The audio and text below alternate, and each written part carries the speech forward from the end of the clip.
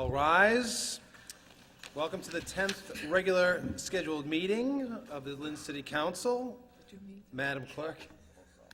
I had you rise a little too early. Madam Clerk, roll call.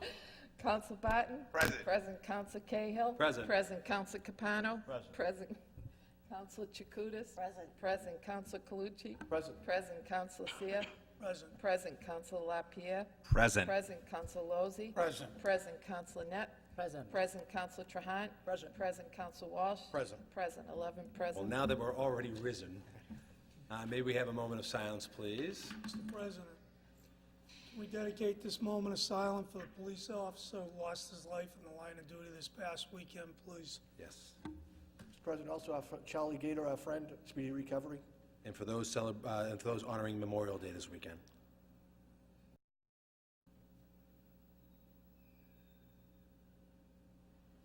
I pledge allegiance to the flag of the United States of America and to the republic for which it stands, one nation, under God, indivisible, with liberty and justice for all.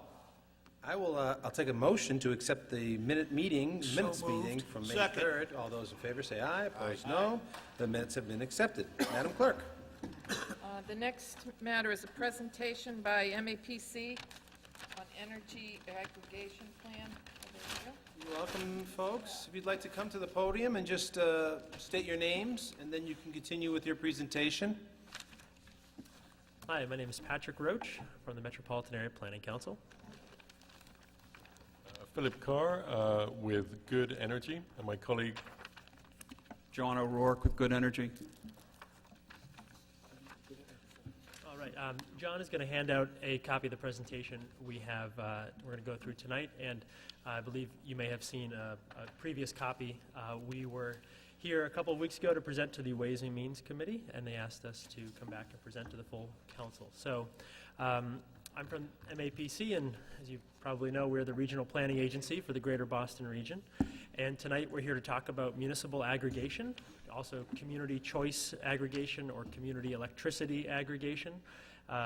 As Philip will talk about a little bit more in depth, this is a process whereby the city can select an electricity supplier for the majority of its residents and businesses and help provide competitive prices, price stability, and also make some meaningful impacts in terms of renewable energy. And I'll just say a few words here in the beginning.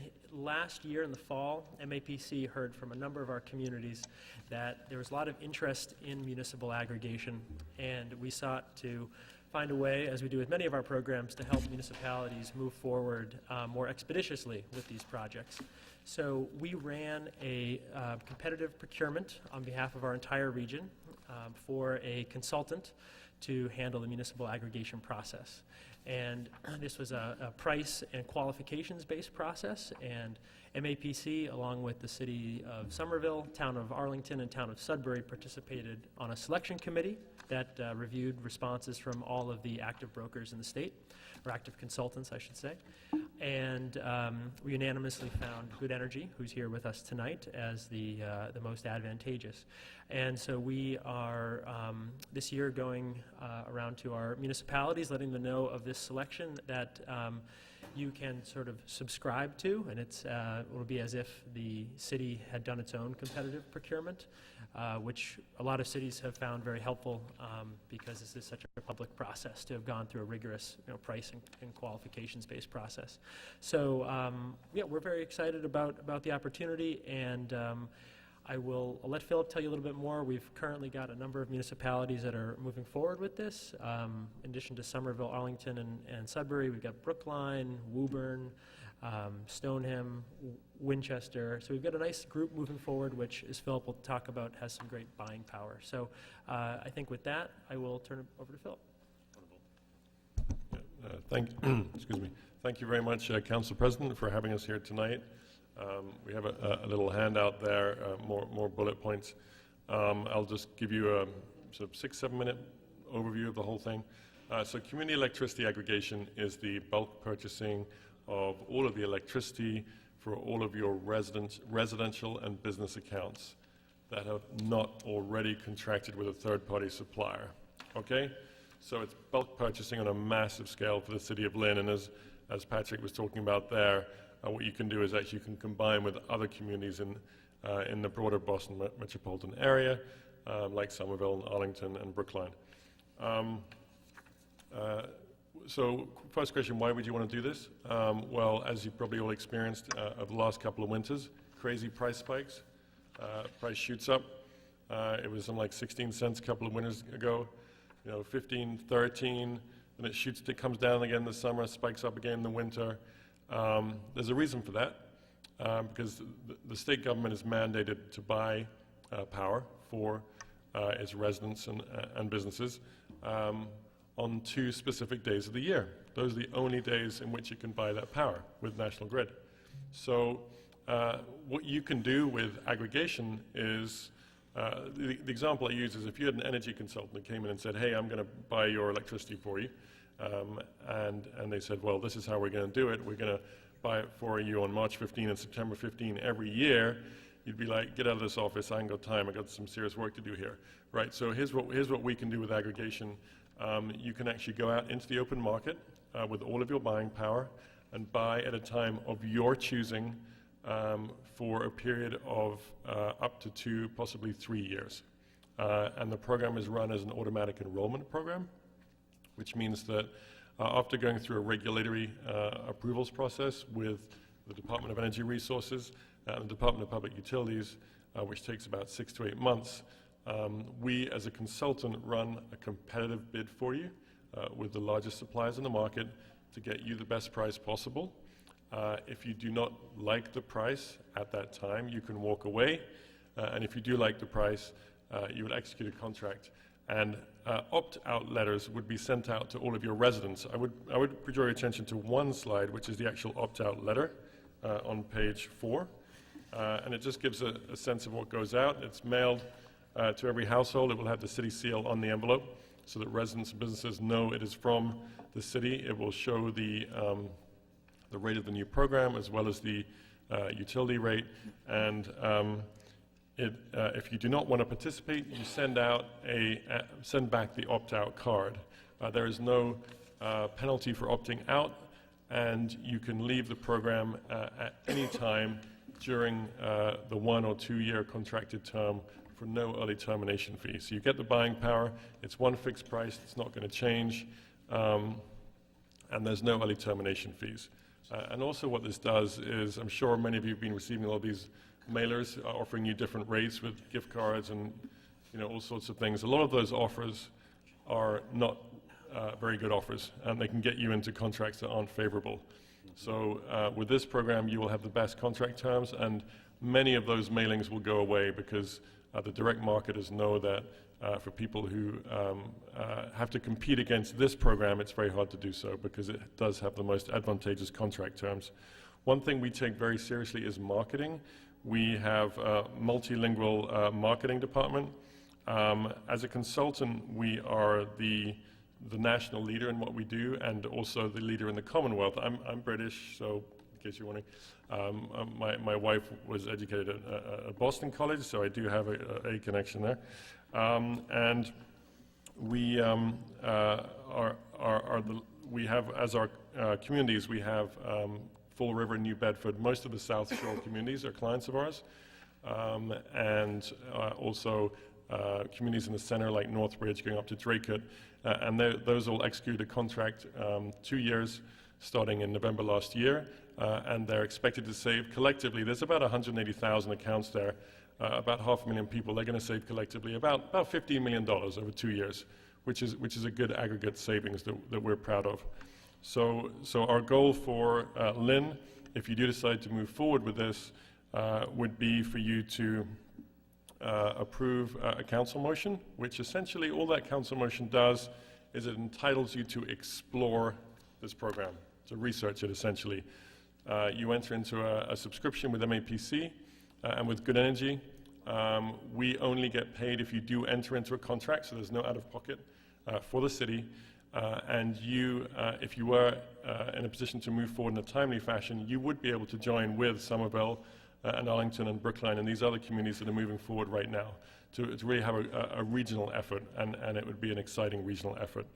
One other thing I might just draw your attention to is this little map here on page 7.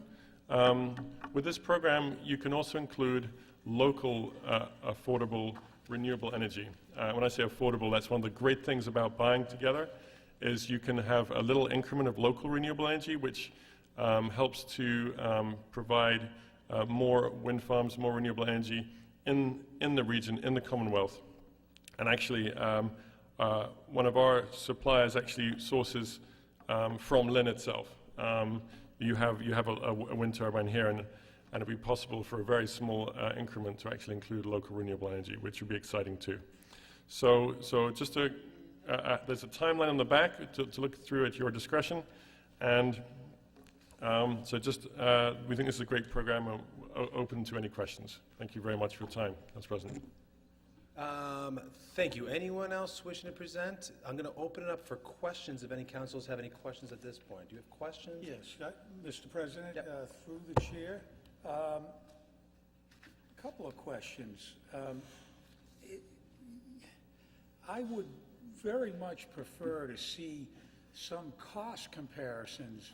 We've been approached as a city council in the past with other aggregate companies, and I don't recall why we didn't go, but in any event, I mean, I'm open to it, but I'd certainly have to see a lot more information than what's just here. Okay. And I know it's difficult to do your cost analysis, given that electricity costs fluctuate, so it would almost be your best guesstimate, but probably some kind of a chart where, had you been going with good energy in 2014, we were charging this, National Grid was charging this. Yeah, absolutely. And, something like that would be helpful. And also, you closed with the green power, renewable energy. I didn't understand what you said. Okay. If you could elaborate on that, please. Yes, sir. So it's possible to source local renewable energy through renewable energy certificates. If you have a wind farm, the way that you can attribute that you purchase power from that wind farm is actually through, because the wind farm doesn't necessarily plug into exactly where it plugs into your house, you can actually purchase a token or a certificate from that wind farm. It's called a renewable energy certificate.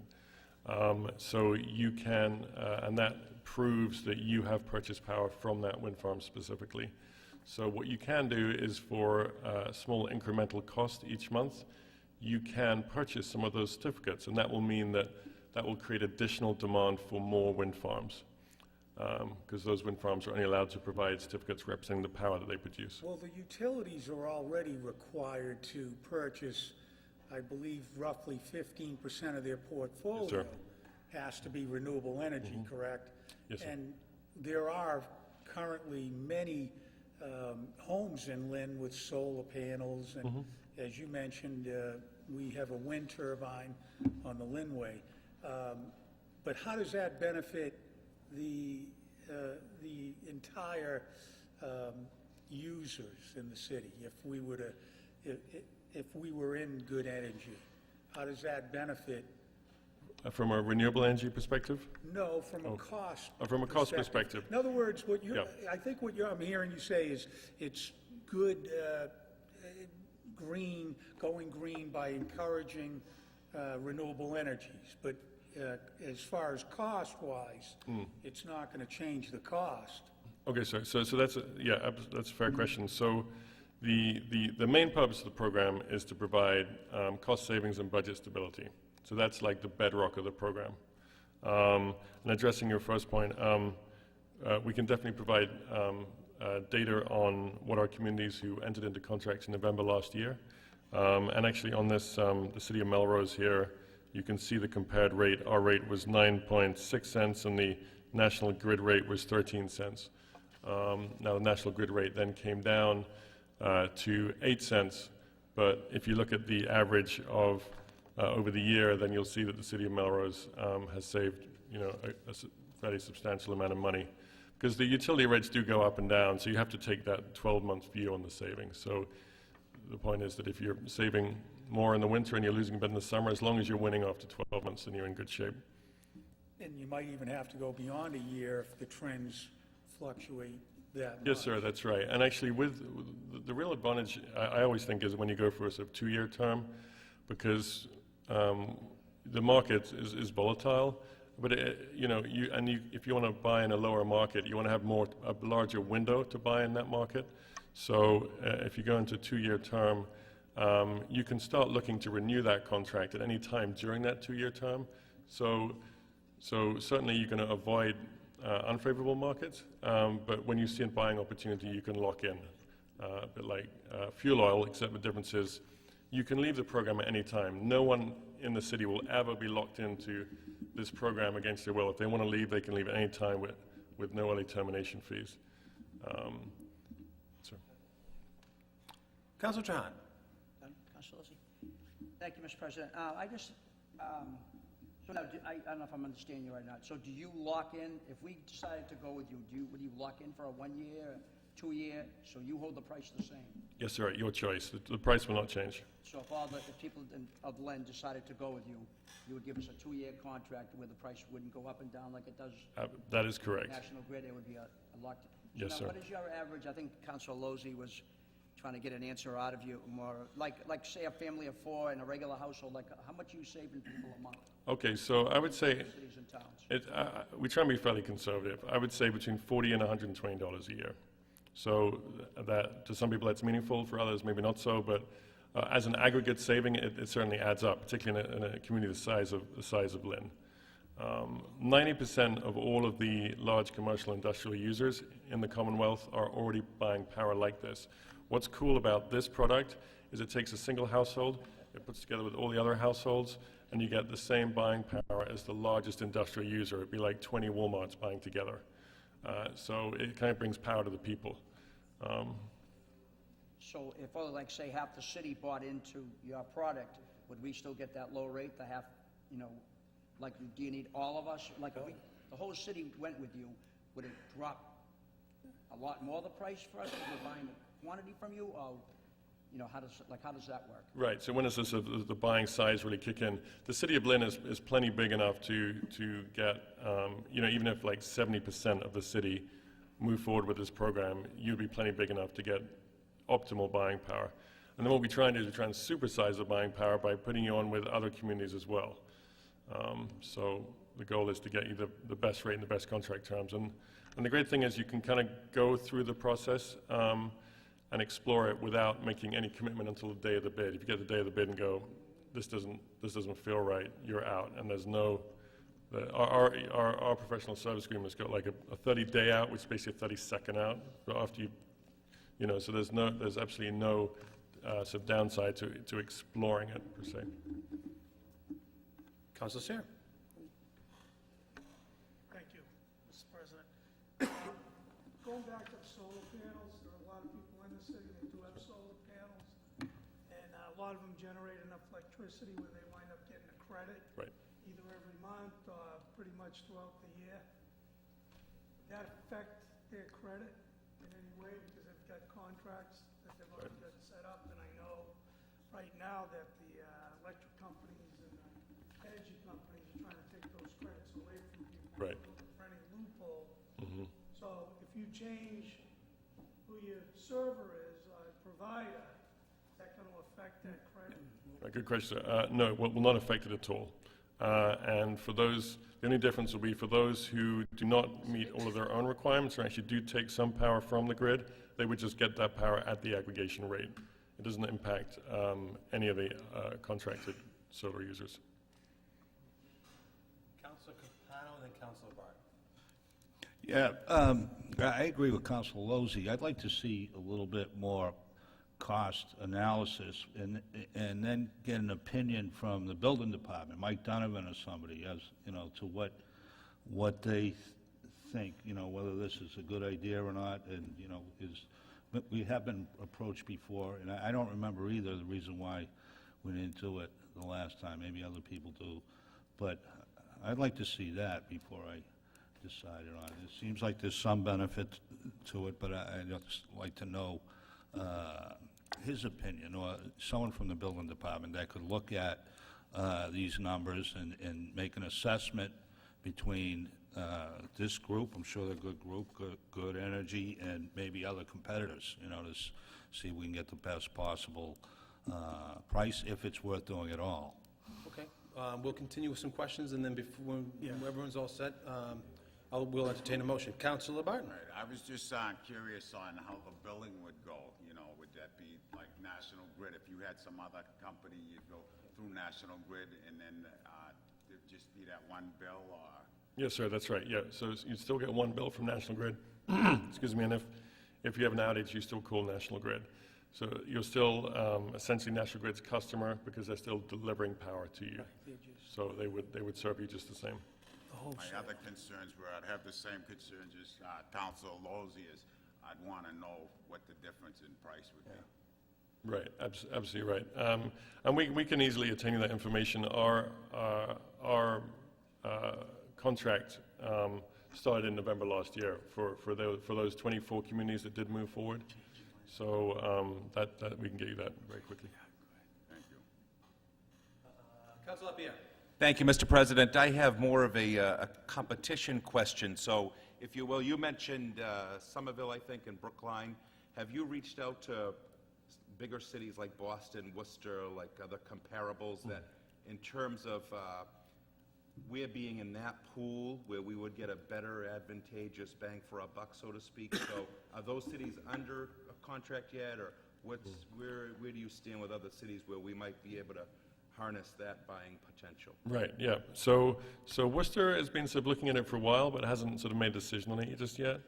And Boston is very, very interested and is putting feelers out. Are you going to comment on that? Yeah, sure. So would it be like we would continue to, if we were to sign up, let's say, we would be in a pool that would be excluded of those communities until they signed up, then they would be in a larger pool? Yeah, Philip can talk more, but basically, as Philip was kind of mentioning, the city of Lynn is big enough to have incredible buying power on its own. With Good Energy, they've got a fairly unique model where they can pull you up with these other municipalities to have even bigger. So yeah, at this point, you'd be looking at going out if you wanted to join up with them with a pretty big pool, but Somerville's, Brookline's, probably Gloucester, Woburn. If those other cities then eventually did do it, you know, you're gonna go back out to bid in a year or two, and so you could possibly join up with them at that point as well. I see. And is there any way to prevent power outages throughout the city with this, or you don't have anything to do with the actual power outages that occur? No, and that's actually one of the nice things is that, you know, the bill still comes from the utility company. There's just one line that changes on it, which is the supply price, and if anyone has a problem or the power goes out, they still call the same, you know, the same number. And just one note to the councilor who, you know, was talking about maybe the building person. I'd be happy to send them the documents that our evaluation committee used in terms of evaluating the brokers, and so they could look through those to kind of get a sense, because I know it is important to look at the other vendors in the market. What we wanted to do was sort of kind of do that process so that when it came to you guys, you had sort of a trusted source and could, you know, could avoid too much of that administrative burden yourself. So I'd be happy to send that on. Thank you. Thank you. If I may just say a few words as well before we get to a motion. Thank you very much to the Good Energy folks and for the MAPC for being here. We've done some tremendous work through MAPC with a lot of the rezoning in the city of Lynn, and it's been fantastic. So you have a very credible name with us. As Councilor Lozzi had alluded to, the city several years ago have gone down this road. We partnered with Nextera. We went through all the way to the DOER with a proposal. It was denied, partly because of a concern that we did not do a competitive bid, and we actually, the city of Lynn, did this in conjunction with the town of Swampscott. So it was two towns, one city, one town, working together, and we felt as though several years ago when we saw a lot more volatility in the market, there were a lot more concerns with winter spikes, winter constraints, the summer spikes. It seems to have dissipated, but with the rejection of Kinder Morgan and the lack of natural gas coming into the region, and now that we have a new Supreme Judicial Court decision defining what Global Warming Solutions Act targets mean. I think energy is a very important subject right now, and one that I don't think folks can predict at this point. And I know there's a big omnibus bill coming out of the House through, I guess, in disclosure, I'm a state representative that will be voting on that eventually. But there are a lot of issues circling around energy, and it's been something that I think you will find the city is well educated in, from the mayor to our departments to our law department to the council as well. And clearly with the MAPC being here that does a pre-qual for some of the vendors, it's very helpful. That's just for background. So what's the wish of the council at that point? Mr. President, Councilor Lozzi. I'd like to make a motion to refer to the building department and the law department for review and have them report back to the city council. Second. Okay, motion made and seconded. Is there any further discussion? Seeing none, roll call.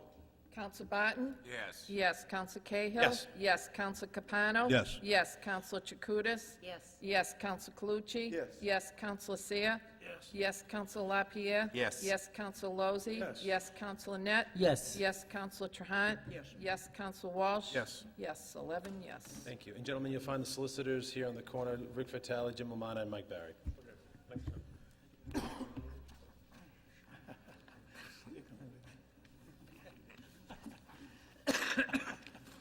Next matter of business? We have two communications. The first communications from Iran of the mayor. Dear councilors, I respectfully request that your honorable body schedule a public hearing for consideration of the fiscal year 2017 City of Lynn budget. Sincerely, Judith Flanagan Kennedy. Need a motion to set that down. Motion to set it down? I'll make a motion. Motion made and seconded. All those in favor say aye. Opposed, no. The ayes have it. And this next communications from Michael McGarry, Deputy Chief. Dear councilors, the police department has been designated by the mayor's office to apply for funding under the fiscal 2016 Edward Byrne Justice Assistant Grant. This grant may be used for any law enforcement or justice initiative previously eligible for funding under the Byrne or local law enforcement block grant program. We are eligible to receive up to $67,974 to fund law enforcement and/or justice initiatives. There is no local match requirement for this grant. If received, these funds may be expended over a 4-year period. This application needs to be submitted by June 30th, 2016. We intend to use these funds as we have in previous years by allocating the funds to Lynn Juvenile Probation for communications, Lynn Adult Probation for equipment to support their community policing activities, to Lynn Housing and Neighborhood Development to assist them in continuing their summer jobs program, and the remainder to continue programs within the police department. Department programs include gang intervention and investigation, maintenance of computer equipment, hardware and software upgrades, and data fees, and an analytical program used to assist in the operation of the police department. This grant will help us continue to make Lynn a safer and more desirable community for all of its citizens. Sincerely, Michael McGarry, Deputy Chief. Councilor Barton. Motion to approve? Motion made to approve and seconded. Any discussion? Roll call. Counsel Barton?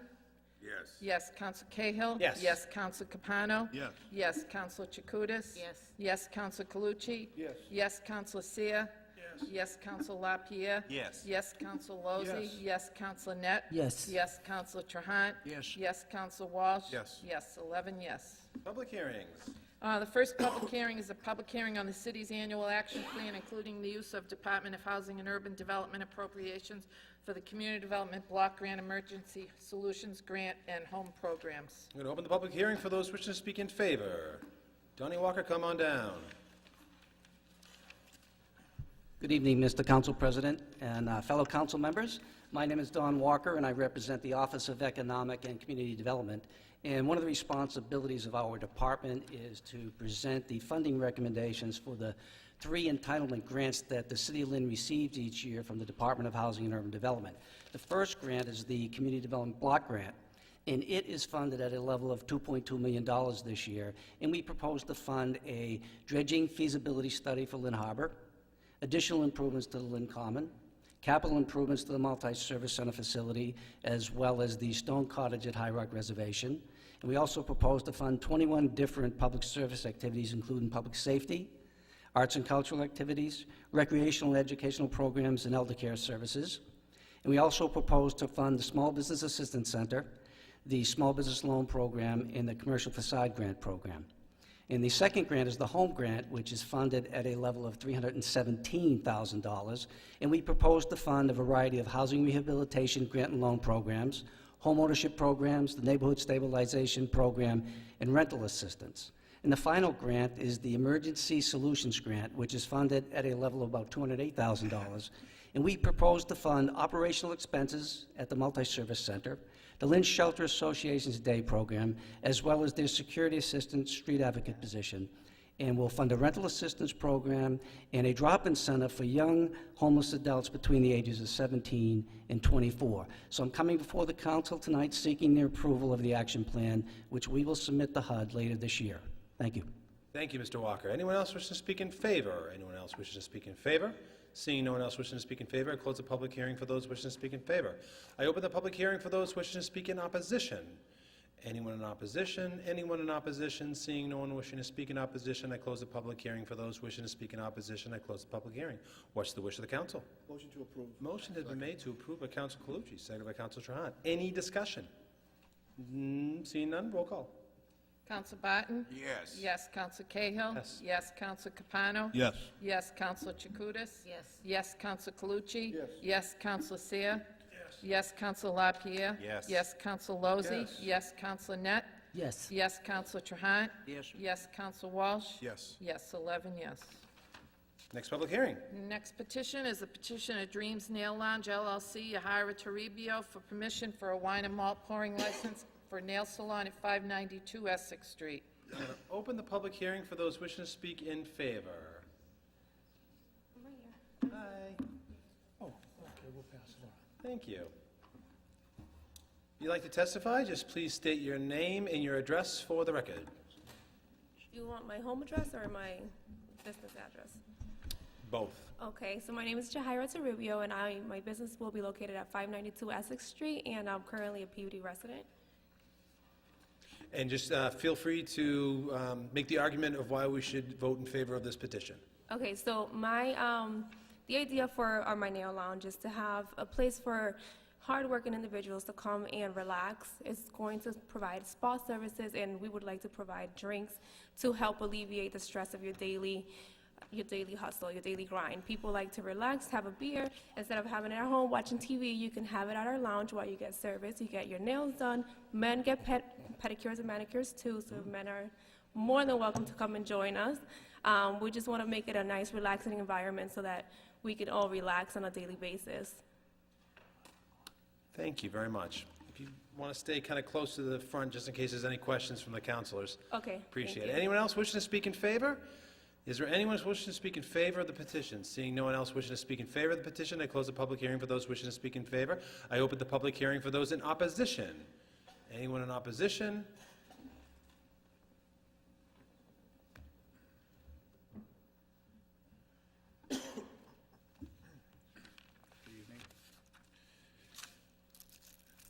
My name is Steve Habrick. I'm a lieutenant with the Lynn Police Department. I'm assigned to special investigations. The Lynn Police Department opposes the granting of a beer and wine license to a nail salon.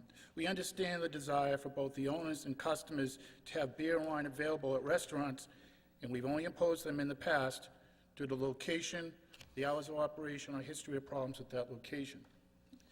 However, we do not believe nail salons should be seen as similar. We do believe extension of beer and wine licenses into non-food serving establishments will result in a proliferation of requests for the same and the number, for the same number of similar businesses like hair salons, barber shops, tanning salons. For that reason, we would ask you to stand against it. Thank you. Thank you, officer. Anyone else wishing to speak in opposition? Anyone else wishing to speak in opposition? Seeing no one else wishing to speak in opposition, I close the public hearing for those wishing to speak in opposition. I close the public hearing. Councilor Chakutis. Well, I spoke to Jahara, and it seemed like a good idea, but listening to Officer Havrick, we need to do a little more investigation into this. So what I'm going to do is table it for right now, and then you can come back again after, see what we can do about it. Okay, motion has been made to table, which is non-debatable, and seconded. Roll call on the table. Counsel Barton? Yes. Yes. Counsel Cahill? Yes. Yes. Counsel Capano? Yes. Yes. Counsel Chakutis? Yes. Yes. Counsel Calucci? Yes. Yes. Counsel Seer? Yes. Yes. Counsel LaPierre? Yes. Yes. Counsel Lozzi? Yes. Yes. Counsel Net? Yes. Yes. Counsel Trahan? Yes. Yes. Counsel Walsh? Yes. Yes, 11 yes. Next petition is petition of Margarita Rodriguez for permission for a food establishment with 20 seats at 141 Essex Street, Monday through Sunday, 7 a.m. to 10 p.m. I'm going to open the public hearing for those wishing to speak in favor. Good evening, everyone. My name is Margarita Rodriguez, and I open a new business restaurant on 141 Essex Street. Thank you. Thank If you'd you. like to stay kind of close to the podium in case there's any questions from the council, that'd be most efficient. Anyone else wishing to speak in favor? Anyone else wishing to speak in favor? Seeing no one else wishing to speak in favor, I close the public hearing for those wishing to speak in favor. I open the public hearing for those wishing to speak in opposition. Anyone in opposition? Anyone in opposition? Seeing no one wishing to speak in opposition, I close the public hearing for those wishing to speak in opposition. I close the public hearing. Councilor Seer. There is a letter that I would like the clerk to read that was in opposition, only because I want to give that person voice to be heard. Thank you, Councilor. There is one letter in opposition, Madam Clerk. This is from Manuel Neves Jr., and it's, Dear Councilors, I'm the property owner next door to the proposed food establishment at 141 Essex Street. I do not think you should approve the 20-seat food establishment for the following reasons. There is a bus stop in front of 141 Essex Street. There is no parking to support a 20-seat food establishment. Any patrons would constantly be parking up on the sidewalk because Essex Street is a major thoroughfare that narrows at that location. There is a right-of-way between my property and 141 Essex Street that they don't respect. The residents constantly block the road. There is a hazard when individuals leave their vehicles and open their doors into oncoming traffic. A 20-seat food establishment would bring lots of mice and rats into the area. Due to garbage buildup of a 20-seat food establishment affecting all adjacent properties, for these reasons, I hope you do not allow a sit-down restaurant at this location. Thank you. Councilor Seer. Thank you, Mr. President. I'm going to make a motion to approve, but I'm going to make it with a couple of stipulations. One of them is that you get a dumpster that has a cover on it. It has to be picked up or maintained at least twice a week, okay? And that's it. I'm going to welcome you to the neighborhood. So, motion to approve. Motion to approve with said stipulations, seconded by Councilor LaPierre. Roll call. Councilor Barton? No. No. Councilor Cahill? Yes? Yes. Councilor Capano? Yes. Yes. Councilor Chakutis? Yes. Yes. Councilor Calucci? Yes. Yes. Councilor Seer? Yes. Yes. Councilor LaPierre? Yes. Yes. Councilor Lozzi? Yes. Yes. Councilor Net? Yes. Yes. Councilor Trahan? Yes. Yes. Councilor Walsh? Yes. Yes. 10 yes. Motion carries under stern opposition. Congratulations. Next petition is petition of Casa Amelia Reynoso for permission to sell wine and malt at existing restaurant at 183 Lewis Street. Hours of operation, 10 a.m. to 10 p.m., Monday through Sunday. I'm going to open the public hearing for those wishing to speak in favor. Hi, my name is Amelia Reynoso. I'm the owner of Casa Amelia. I would like to ask if you give me a permit to have the wine and beer on my restaurant. Before was Casa Molina. I know many people know about that Casa Molina. Now it's Casa Amelia, but we're still working with the same people who was working for 7 years there. So my 90% of my customers are American. I'm very happy because the most Spanish restaurant is no too many American people going there. My restaurant is most 90% is American people, so I'm very happy. And they ask me sometimes if I have a wine, so that's why I wanna, have it like a wine to they be a little bit relaxed when they go to war or when they go to, or they coming back for war, So that's my petition. Thank you. Anyone else wishing to speak in favor? Anyone else wishing to speak in favor? Seeing no one else wishing to speak in favor, I close the public hearing for those wishing to speak in favor. I open the public hearing for those in opposition. Anyone in opposition? Anyone in opposition? Seeing no one in opposition, I close the public hearing for those wishing to speak in opposition. I close the public hearing. Councilor Seer. Thank you, Mr. President. This location did have beer and wine previously, a few years ago. it just caused them a problem, that's all. That's why they gave it up, not because it was a problem for the neighborhood. They have the best Spanish food in the city, as far as I'm concerned. And I've gone there quite a bit in the past, and I'd love to sit there and have a beer while I'm having, you know, a quesadilla or something, so. And I'm gonna make a motion to approve. Motion made to approve and seconded. Discussion. I would only also say that I love your chicken burritos. They are delicious. And because it's not fast food, they cook it authentically. So yes, you are there for a little while. It wouldn't be bad to be able to have a nice Corona while you wait for your very delicious food, which I echo the sentiments of Councilor Seer, one of the best in the city. So with that, roll call. Counsel Barton? Yes. Yes. Counsel Cahill? Yes. Yes. Counsel Capano? Yes. Yes. Counsel Chakutis? Yes. Yes. Counsel Calucci? Yes. Yes. Counsel Seer? Yes. Yes. Counsel LaPierre? Yes. Yes. Counsel Lozzi? Yes. Yes. Counsel Net? Yes. Yes. Counsel Trahan? Yes. Yes. Counsel Walsh? Yes. Yes. 11 yes.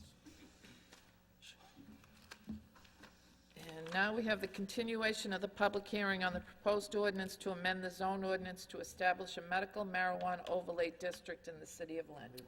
This is a continuation of a number of public hearings. This is our third or fourth installment.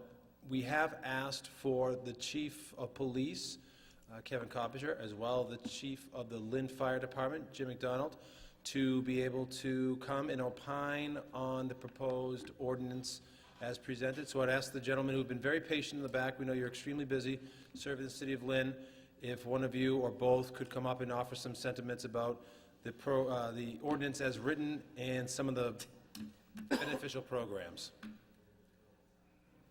go by Jeffrey. Yeah, please, stop it.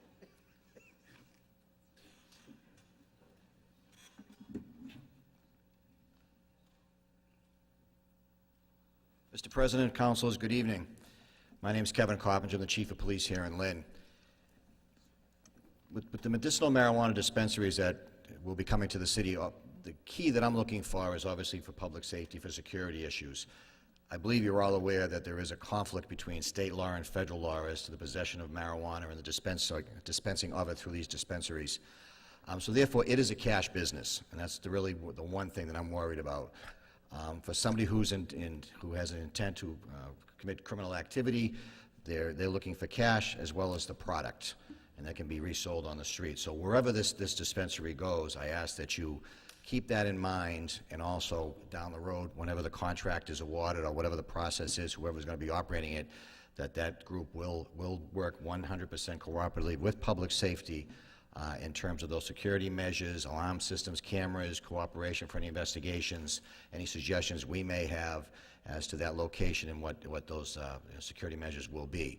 I have had the opportunity to speak to chiefs of police in other communities, specifically Lowell and Brookline, that have dispensaries. It still is a relatively new phenomenon in the Commonwealth. The good news is, so far so good. There haven't been any major issues. I have some literature that I've researched out in Colorado, which is a little bit different ballgame out there because Colorado has full legalization, as I believe you are aware of. It's also my understanding that if there is a question on the ballot in the fall for full legalization of marijuana for recreational purposes, these dispensaries will then be licensed to dispense to anyone, however that law is done, not just for medical purposes. So keeping in mind the long run here, we just kind of, again, to repeat myself, watch the public safety and the security issues here. So if we do have a medical marijuana dispensary, come into the city, that we look forward to what could be a fully legalized dispensary for recreational marijuana, which is going to bring more individuals in, more activity, more cash, more product. So we have those security measures in place, as I mentioned before. Thank you. Thank you, Chief. Chief McDonald? Good evening. I think my role here is just to support Chief Coppinger's concerns regarding public safety. I think there's more of a tendency to have a problem with the criminal side than the fire side, so I'm just here to support the chief in his concerns. Thank you, Chief McDonald. Anyone else wishing to speak generally? I think what we've done in the past is not to support or opposition, but folks just want to come up and speak freely, they may. And we have Jeffrey. a man who needs no introduction. A man of few words. I'll try to keep it short and concise, but very honest. First of all, I just wanted to thank, when they spoke about it in the, what do they call the room where the table is? That, that somebody had said that I do not approve of it in any form or shape or manner. And that, secondly, that when Mr. Pike was the lead writer for the Lynn item, he said, Jeffrey, I call it right-wing liberal. When people try to say, well, they're going to do it anyway, so we may as well just let them do it, instead of teaching properly how to do things. And just so that nobody gets the wrong idea, the police department's been working with me for 30 years on education, so I'm speaking on behalf of them, too. So anyhow, one, there was on the national news, honest to God, the whole truth, nothing but the truth, so help me God, and they said that the real American Medical Association stated that medical marijuana is nothing but a big party. And I heard it myself, so I am attesting to that as the whole truth, so help me God. Okay? So I'm kind of guessing that when people say the AMA, some people assume that means the American Medical Association, that it also means against medical advice. So the other thing is I'm going to tell a really quick story about an experience with some fellows that were on pot and what happened to them, and then I'm going to just urge you all to really, table the matter till you come to a real sound decision about it, because I don't believe that anybody who represents the city of Lynn healthfully would want to see anyone ever get sick or hurt or die from drugs, okay, which marijuana is. So anyhow, I was working in Boston in a training program managing 18 buildings, so I was always in conjunction with the police department and the boards of health and all the other government agencies as a mutual training, okay? So I was driving on Starrow Drive, and I had a Z24, which I usually drive about 5-6 miles an hour, but it was built if I needed to for an emergency, which was once, and it's a marijuana one. I was on Starrow Drive driving from the General Edwards, the hospital, what is it called? Massachusetts General Hospital, toward the direction of the Boston Garden. Okay, so it would be toward the North Shore. All right, and all of a sudden there was at that time it was called the Metropolitan District Commission Police Department, MDC, not state police, okay? And all of a sudden their blue lights went on. They were on the Esplanade side of the, and they flashed the blue lights right into my car window, which they're good at doing. They know how to do those things, right? And I said, what in God's name's going on, right? And I looked ahead, and I saw a truck, okay, driving toward the bridge on Starrow Drive in the direction that I mentioned before, which is toward the Boston Gardens from the Massachusetts General Hospital.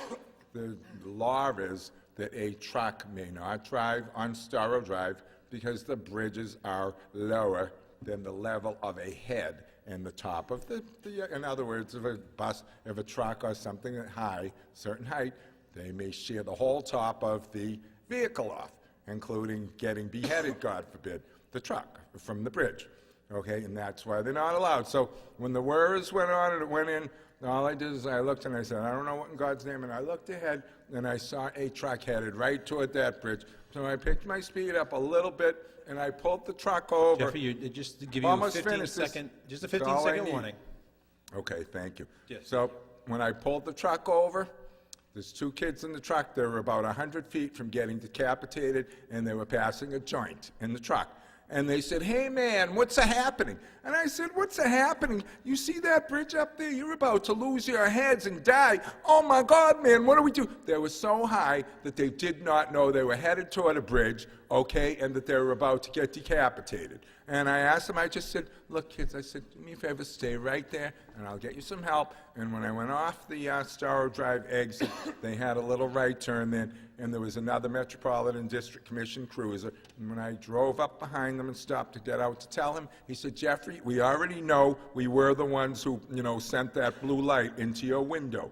So I just want you to remember that, because if we vote for marijuana, we're voting for people to die and get hurt like that. Thank you for your compelling testimony. So I'd like you, if you would table the matter and just listen carefully to what I told you, we could probably have some real adult discussion about what Mr. Pike said about not having liberal interpretations. Thank you, Jeffrey. Anyone else wishing to speak? The microphone is open for anyone who wishes to speak for, opposed, or just pose some questions or ideas. If we just state your name and your address for the record so Madam Secretary can keep a clean record. My name is Edward Nunez. I live on South Street.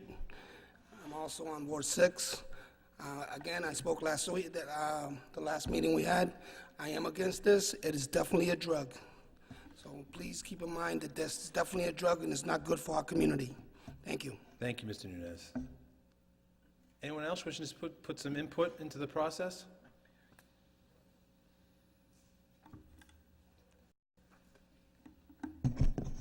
My name is George Esri. I live on 18 Walnut Street. Been born and raised in Lynn, a World War II veteran. Thank you for your service, sir. Thank you. I put 46 years in the General Electric Company as a manager of jet engines, and also 19 years consulting. I have really been proud of West Lynn and all the things that it has done, and all the previous councilors, Walsh, and many others that I know. And what's bothering me is actually why is Ward 6 being picked to supply marijuana? I mean, we have a safety factor, and the police have many, many duties to do already, as the chief well knows. And we're going to be bringing people in from Revere and other areas to get all this marijuana. And also in the paper it says there's a possibility they might be growing this outside of Lynn. I think once they get an establishment, they're not going to grow it outside of Lynn. And that's what I'm afraid of also. But why has it been Ward 6? I mean, you know, these councilors have wards and they protect them. I mean, it's just like up in Highland Avenue when they wanted to expand the businesses, Richdale and Midas Muffer, that the city council and his neighbors up there reneged on it because of what would cause changing the value of their properties and everything else. And that's what I'm worried about. Because I am a World War II veteran. I'm 89 years old. I've paid all my taxes in Lynn ever since I've been here. My two brothers were World War II veterans and served from Lynn, who are deceased. So, I mean, I can't see why we have to generate marijuana. What is this country really coming to, that you have to supply people with marijuana? I mean, they're thinking of closing Union Hospital. Will they be able to serve people if they need a good shot to reduce them or bring them back to life?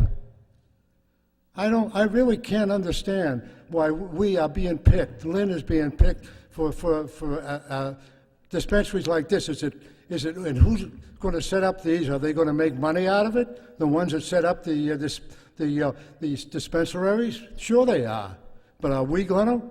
Are we going to suffer? In my area, we have a lot of new young families, and all of them have got nice young children.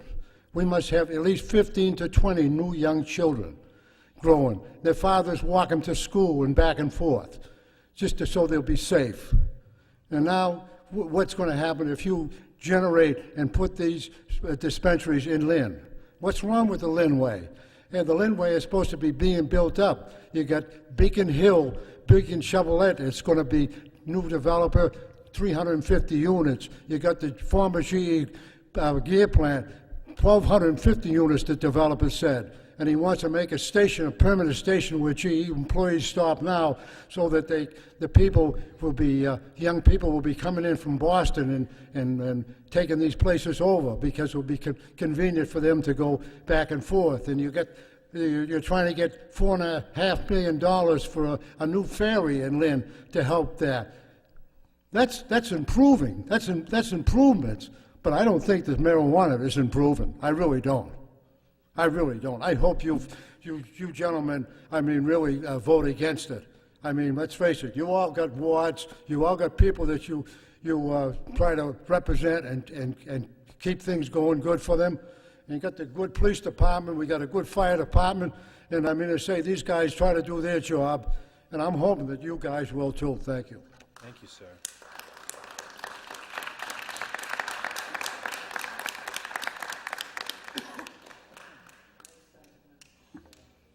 Anyone else wishing to make any statements?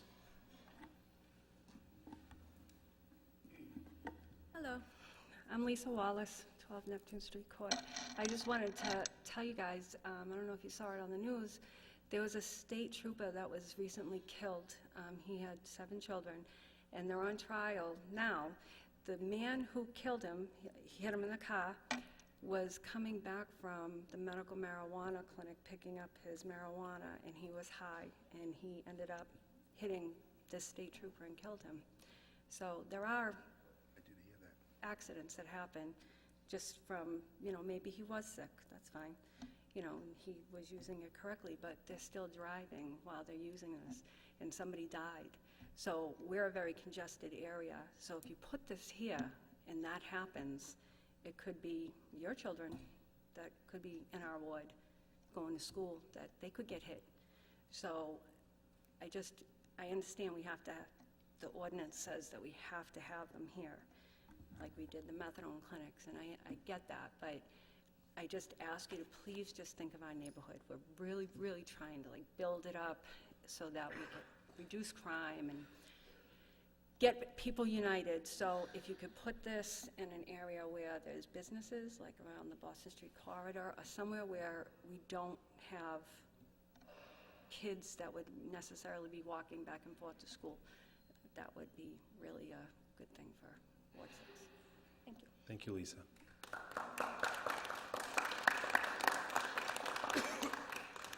Anyone else wishing to put any input, thoughts, questions, or suggestions? Seeing none, I believe there's a motion to continue the public hearing. Could I ask a couple questions, Attorney LaManna? Yes. Jim, I know, I hate to be redundant, and I know we asked some of these questions, last week and the week before, but there's more people here, and I think there's more interest in the issue, so I just kind of want to just go over a couple questions quickly that we may have went over before. Certainly. So could you just kind of give a general outline of why this ordinance is being put forth? As you're aware, the electorate in the Commonwealth of Massachusetts voted to approve medical marijuana. The original cap was 3 in Essex County. At the time, shortly after the passage of the election, the City of Lynn enacted an ordinance that prohibits medical marijuana dispensary within 1,000 feet of a school, park, playground, or a residence. In the last 6 months, the state has lifted that cap, so that now that there's no limit in the number of dispensaries that can be located in Essex County.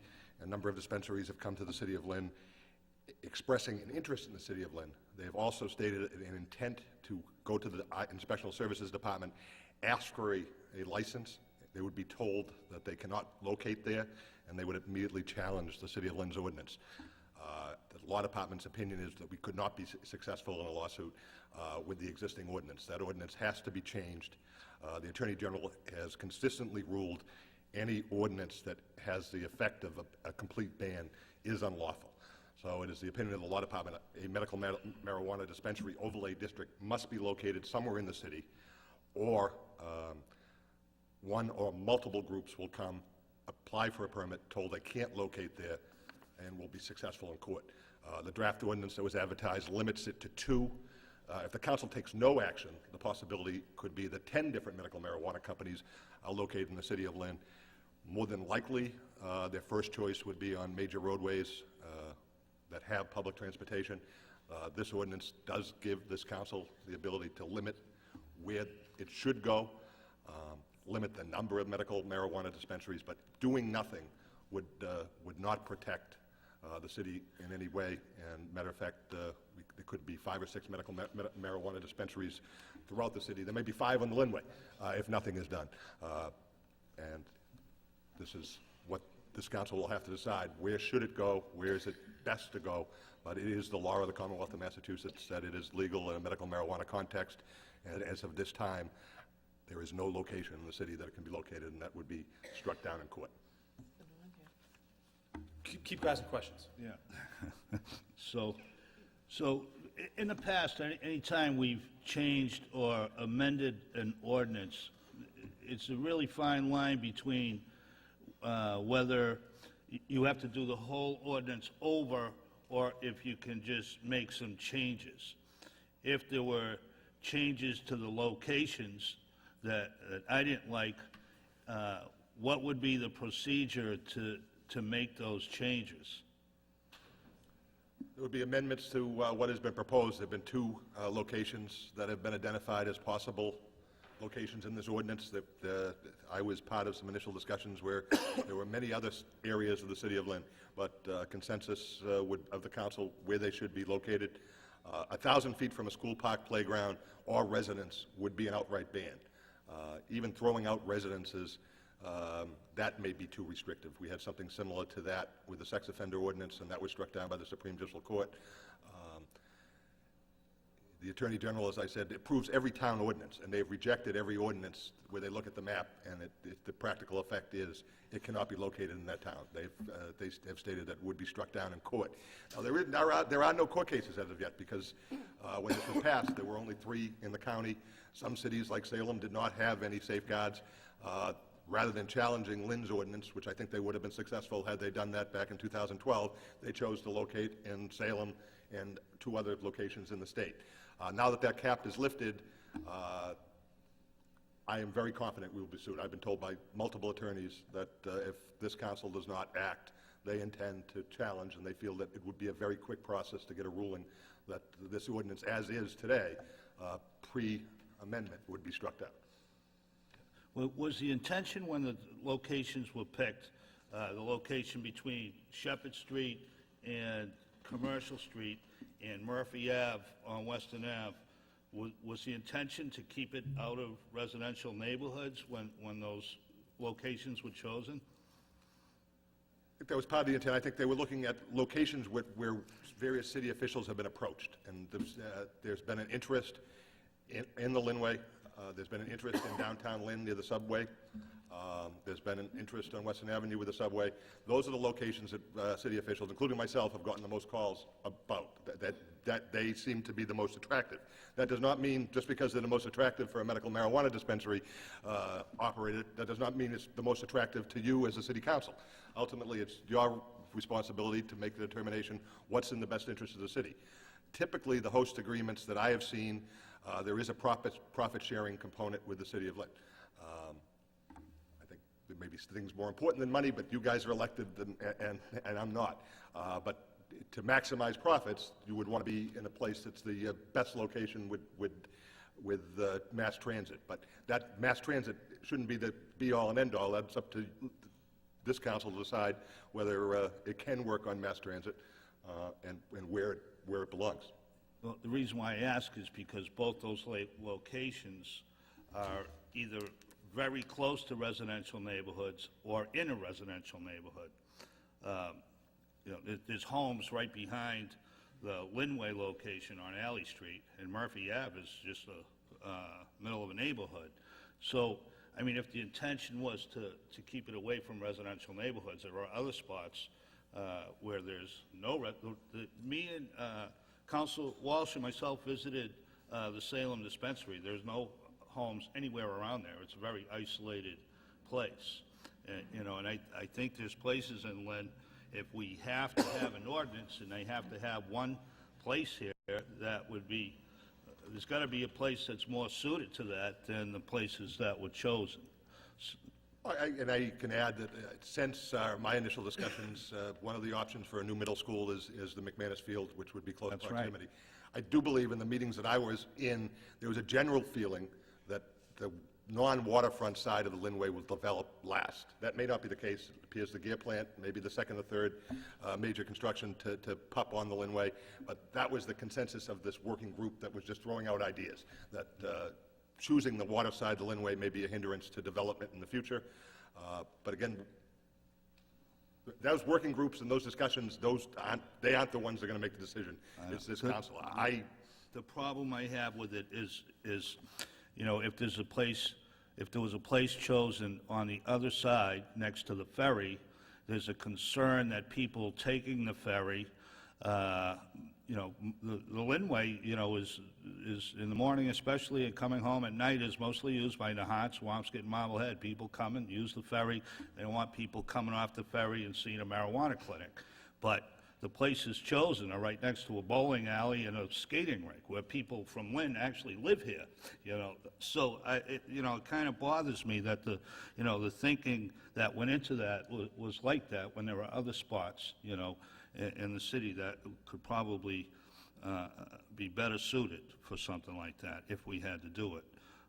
So you know, if we had to change it, would it be, my original question was, would that be a new ordinance, or would that be considered an amendment to the places that were chosen already? It would be an amendment so one of the two sites could be eliminated and the other sites could be added. I would recommend I strongly recommend that some action needs to be taken. 90 days after the public hearing closes is the deadline for a decision by this council, but it could be done through an amendment. This has been a very open public hearing process. I believe that this might be continued over a third night. I can't remember in my 20 years 3 public hearings on an issue where the council has sought as much input as they can from the public for comments. And as other locations are identified, it would be also a recommendation that those people have a chance to speak. Certainly there are residents here of Ward 6 that have expressed their opinion. If other sites and other locations in the city are identified, those people in those neighborhoods should have the same right to appear before the council and state why or why not that's Absolutely. location. Absolutely, I think that's true. I mean, this is kind of a different way to do it. You know, the ordinance was publicized without,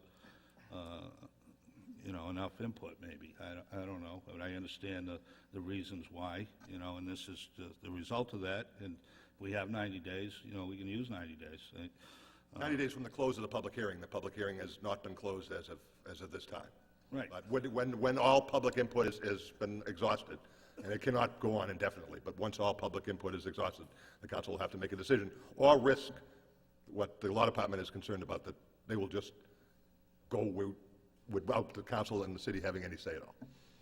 How would we get the type of information we need based on, like, I forget how you put it, the clinics are mandated to provide the cities and towns with funding of some sort for giving them the ability to locate there, and how is that determined, and how have other places been able to do that?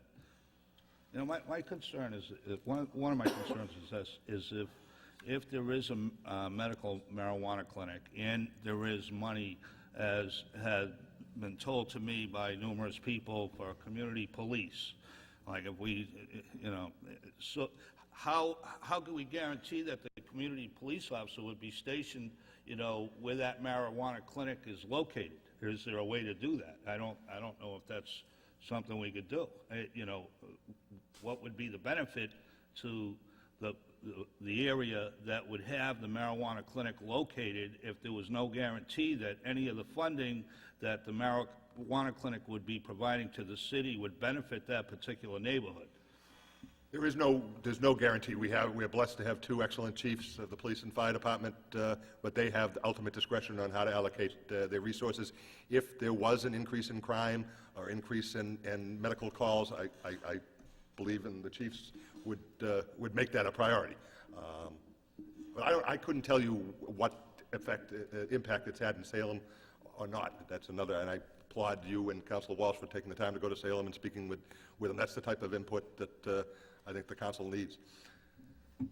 But there is no guarantee, as a short answer, that the city council cannot direct officers to be, or paramedics or firefighters to be situated in a certain location. In the past, it has been a source of funding for other municipalities, and in every instance I'm aware of. And don't forget that the council, under this ordinance, it still issues the special permit. They're just identifying locations where they're permitted. The companies that want to come here still have to go through a process, pick a location. You would have to be comfortable with that location, and you could deny it, and if it's determined that you're not comfortable with the location for whatever reason, whether it's because a new middle school is going to be going there, but you have two bites at the apple, one choosing where it's going to go, and then there'll be more than likely an RFP process where any operator of a medical marijuana facility could submit a bid proposal to the City Council. Part of that proposal will be a monetary contribution to the City of Lynn. Part of it will be their security. Part of their proposal to be evaluated upon is their experience in this business. In an ideal world, there'll be someone that's been in this business before that has a track record. But the council can put that RFP together. They can put what weight they want to put on each factor, whether it's experience, security, the monetary component, how far they are from residences. The closer your location is to a residence, the less points you get in the evaluation. But you're free to set that RFP document at a later date after the areas where you select them to be able to go. Go ahead. Could we yield just for one question from Councilor Tron, or several? You all done, Pete? You can always go back. What do you Yeah, think? go ahead, Bill. Just I'll come back. Actually, Attorney LaManna, and now, is there a cap in the Commonwealth of how many that can go in the state? State, or is The cap has been lifted. It initially was 3 per county. This ordinance before you caps it at 2. So there's no cap for the whole Commonwealth anymore? My understanding is that cap has been lifted. They can put as many of these as they want? Absent any, if the council takes no action, there could be 4 in the city of Lynn. Remember, we are the largest community in Essex County, so it is natural for anyone that wants to be in any type of business to look to the city of Lynn. I thought there was a good chance that we would have been challenged when we enacted the original ordinance in 2012, but there was a rush to get started, and they were going where they weren't being told they couldn't go, and they were going places where they didn't have to hire a lawyer. Now the money is there, and there is a ballot in November that may make it even more lucrative. They are willing, and have expressed a willingness to our office to fight the fight to locate in Lynn if they're told they cannot go. Okay, now my next question, how long can we keep the public hearing going? I think a court would determine a reasonable time. I mean, if it comes up, Reasonable time. as long as you're doing due diligence and asking the right questions, but if the same people show up every Tuesday night and there's no movement, So that was my next question. So if we continue to hold the public hearings and we continue to bring in people from the city, different people to speak, we could keep it going for as long as we wanted, right? I believe at some point a court would say that they would view excessive delays as a means around the statute. Right now, there's a zoning freeze because it's been advertised. If it does get adopted in its present form or a different form with these locations or different locations, it reverts back to the date of advertising. But at some point, lawyers could come forward. I guess I'm saying. So why would the court get involved? What would someone have to go? Someone would. Their attention, or? Yes, someone would file suit saying that the city council is not acting reasonably, and their purpose is to delay this in order to prevent medical marijuana dispensaries from opening up. I do not believe we are anywhere close to that, but there is a point where all the questions have been asked, and it's time to make a decision. Okay, so now my next question. If we chose to stay with the ordinance that we have today, that we're trying to amend, how long could we stall it in court? How long you talking like a year? You're talking, well, like how long could we? I think they would get a declaratory judgment within a month and a half. Really? It wouldn't be that quick? Okay, and then you touched on something else. I was just listening to you. You said it was about a special permit for the city council. Now, that means that we can put the hours on it, right? We would be able to amend, like if it was in Councilor Capano's ward, and he chose to have it open from noon every day to 2 p.m. Would that be, like as a city council, as a body, do we have that ability just to give them those hours and they couldn't challenge us in court if we left it open for 2 hours a day? City council on any special permit has the legal ability to put reasonable conditions. Whether 2 hours a day would be considered reasonable, I would say that the court would probably disagree. But reasonable hours that they're always free to put that on any special permit that you issue. And that is the test. I was doing research on that in with respect to something else, but it's a reasonableness test. I don't know, I totally disagree with it all. I just think we should make it I think we should keep it going as long as we could. I feel bad for Councilor Capano. I think, he's got the methadone clinic.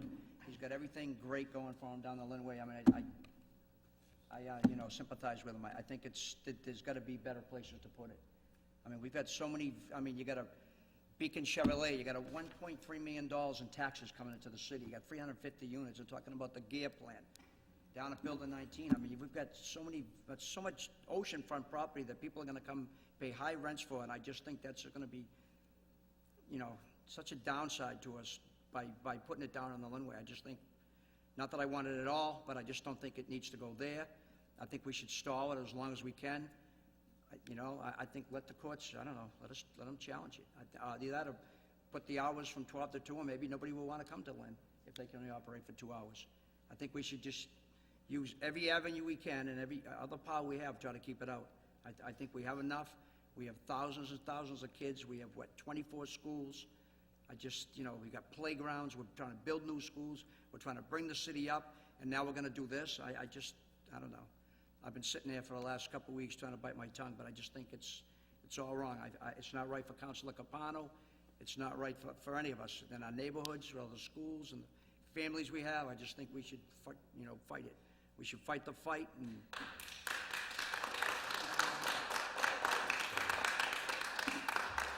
Just to reiterate, it is the opinion of the law department that if nothing is done, there may be one at 711 on Western Avenue. There may be one on Eastern Avenue and Essex Street. There may be one in Wyoma Square. So doing nothing, you have no say in where they live. and I understand that, and I wouldn't be foolish enough to do that, but I think we should just fight the fight. I think we should keep the public hearing going. I think we should just challenge the locations. I don't think they belong on the Linway when we're trying to develop that, and it's going to be the joy of the city. It's someday, and the next, you're going to see it come. You're going to see it come back. We're all going to see it. We're all seeing it now. There's a ton of interest in it. I just think it's the wrong place. I think that we need to, not that like I said, I don't want it at all, but if we got to do it, we got to do it somewhere else. And we got to fight it as long as we can. I think we can go to court. We'll lose the ruling, and we'll just go to court and appeal it. I think if we fight it, they're going to just walk away because they want to get them in. They want to get them going. So maybe they'll forget about Lynn. I don't know. Councilor Seer had his hand up just prior to you, Councilor Barton. Thank you, Mr. President. I agree wholeheartedly with what Councilor Trahana said. I do feel for Councilor Capano. I also agree with what Attorney LaManna is saying and Chief Coppinger. The reality of it is that in November, there's a very good likelihood that they're going to legalize marijuana. And we're going to open up Pandora's box by not doing anything now. No place that we put it in the city is going to be a good place to put it. No neighborhood deserves it at all. And it's being kind of forced upon us. And I know what Billy is saying about trying to fight him and fight the good fight. But the problem with doing that is that we're going to lose and we're going to wind up probably getting more than 2 dispensaries. I have a question for Attorney LaManna.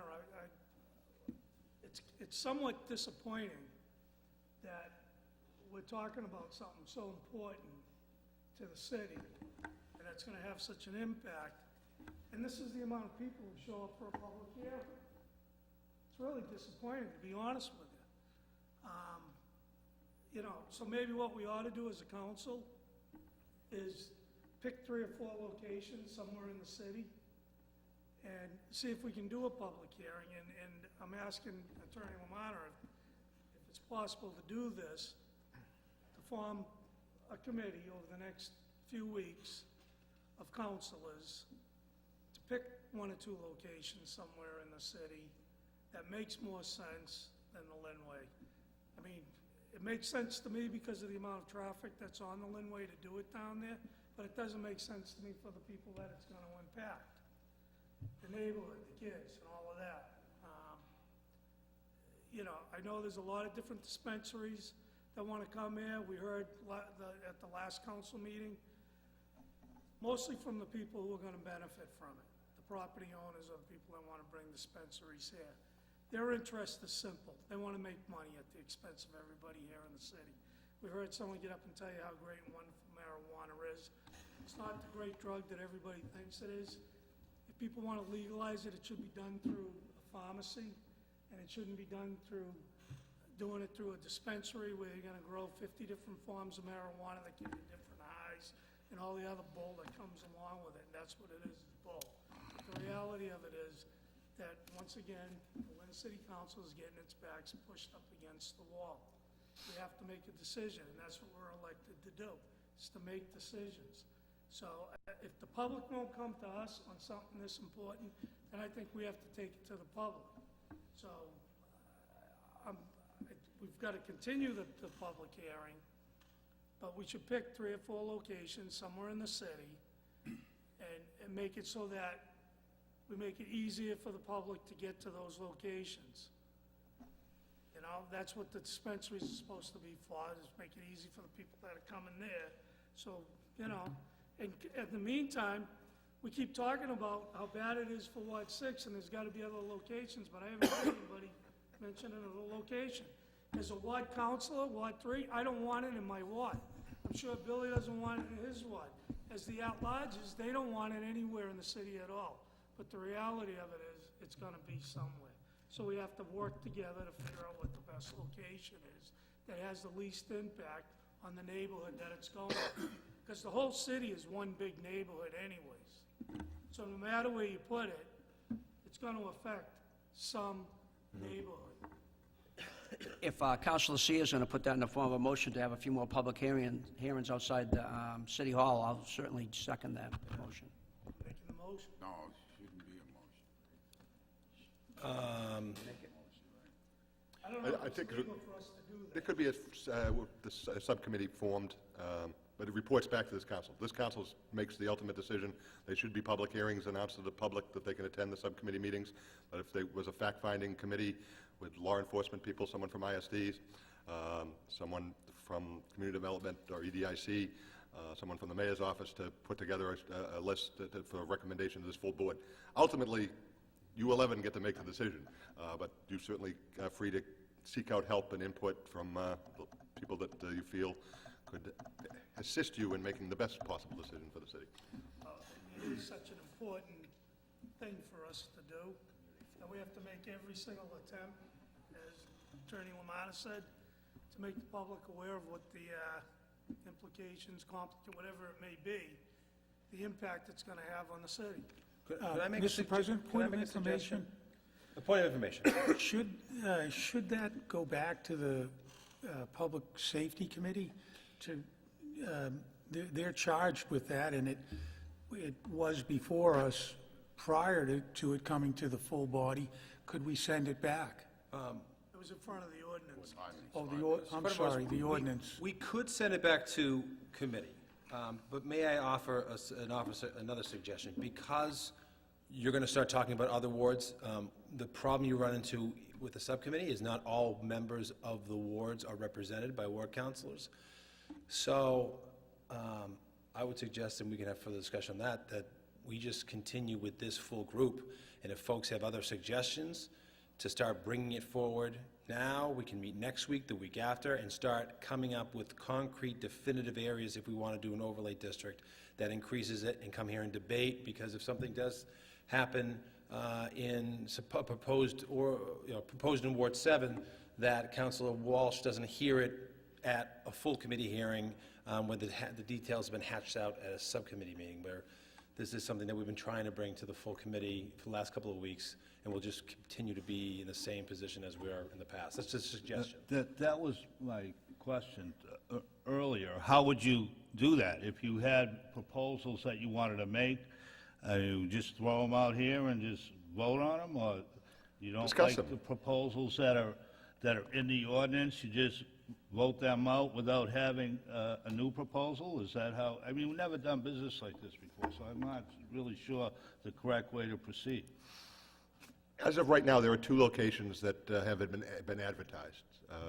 It's at some point, the council will have to say yes or no on one of those.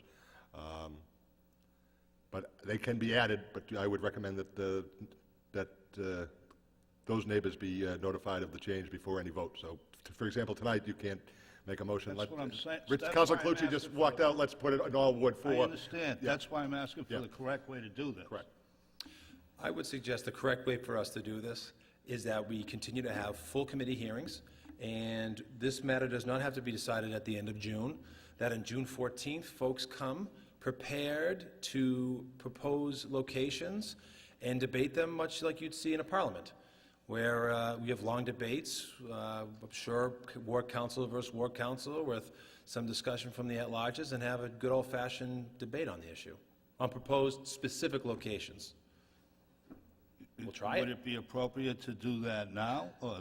I think it would be, I would make the argument, it's better than just on the day of a vote, all of a sudden someone come up with an amendment to change to a certain location and having those folks be either blindsided, or the ward council blindsided, or the residents blindsided, that, yeah, we come up with ideas, people that said the Boston corridor. Motion to add Union Street? I'm ready, if that's the right way to do that. Yeah. Okay, so why don't we do this? Why don't we continue the public hearing? We have further discussion. Could I ask a question? Let me just propose this, and then we'll get to questions, and Bill had his first up in there. So continue the public hearing at some point tonight. Go home, come up with some ideas, come back the 14th, and let's start debating them. And then we don't have to vote on the 14th, and then we can come back again on the 28th and the July 12th. We can just keep on coming back and arguing them. That's fine with me. But we got to have a vote eventually. We can't just do this forever. Yes, Bill? Thank you, Mr. President. Through the chair to Councilor Capano. Now, did they do a mailing for you, like Alley Street and all that area where other residents live? And I know Lisa has spoke. Did you guys send a letter out to all the neighbors? Actually, did you get one? We did a flyer on you did our it. own. But the city did.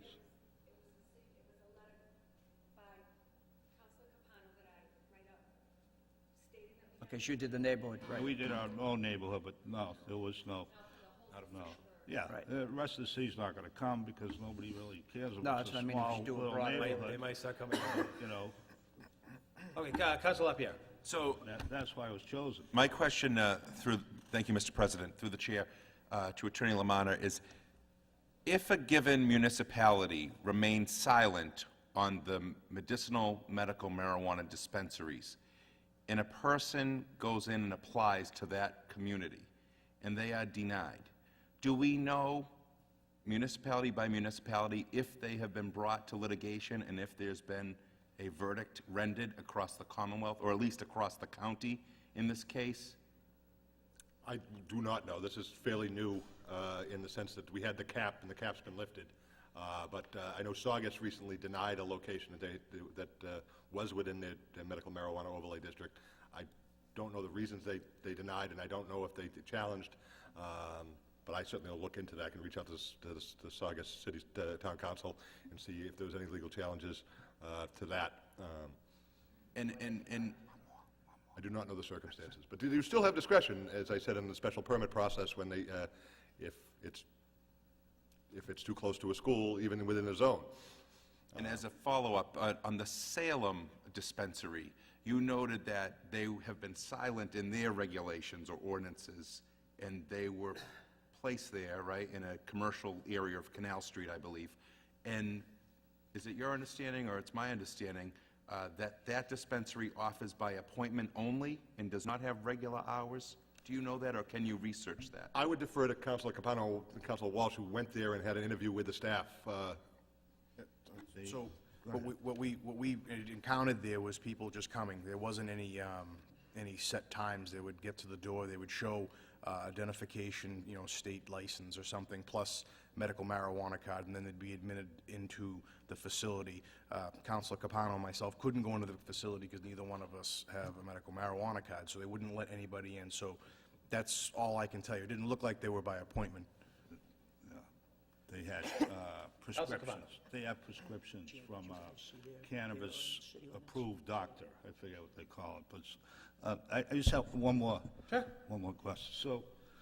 So Chief Coppinger mentioned earlier, which, think is true. It's probably, if this passes in November, the recreational use, which more than likely will, in 2018, this would be legal, and the places that are licensed will be the place that would be distributing. So if we're going to go back and think about a location before the next meeting, we should think about it as also being a good chance that that will be a place where they'll be selling recreational marijuana within the next 2 years.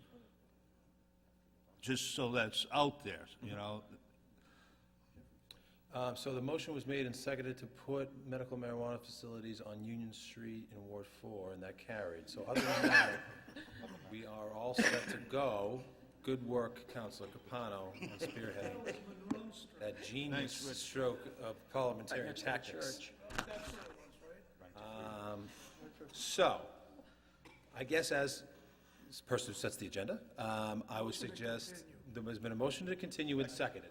I would suggest that we continue, there's no public input. I would suggest that we continue the debate here for the full council. Folks coming up with some other additional overlay districts, be prepared to debate that. I'm sure you'll be met with some opposition from some folks. And if there are any proposals that folks seem to think are a good idea, well then let's put it out there and then invite folks for the next meeting and have them come in and oppose that as well. So, a motion is made to continue the hearing. Seconded. All those in favor say aye. Aye. Opposed, no. The ayes have it. June 14th. Mark your calendars. Be a rumble in the jungle up here in City Hall.